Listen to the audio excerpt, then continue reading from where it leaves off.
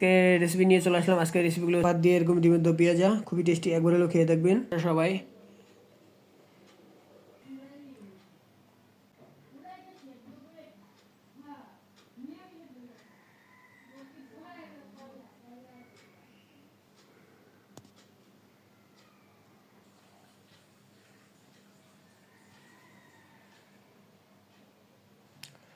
Hello everyone, আসসালামু আলাইকুম। Cook food blog channel আপনাদের সবাইকে স্বাগত জানাচ্ছি। আজকে রেসিপি নিয়ে চলে আসলাম। আজকের রেসিপিগুলো হচ্ছে এই যে দেখুন, এখানে ডিম সিদ্ধ করে অর্ধেক করে নিয়ে তারপর ডিমের দো পেঁয়াজা রান্না করা হয়েছে। আর গরম ভাত দিয়ে এরকম ডিমের দো পেঁয়াজা খুবই টেস্টি, একবার হলেও খেয়ে দেখবেন। আর অবশ্যই জানাবেন কেমন স্বাদ লাগে। আমাদের কাছে এরকম ডিম সবারই খুব প্রিয়। আর এই রেসিপি রান্না করলে বাসার সবাই খুবই তৃপ্তি সহকারে এটা উপভোগ করে।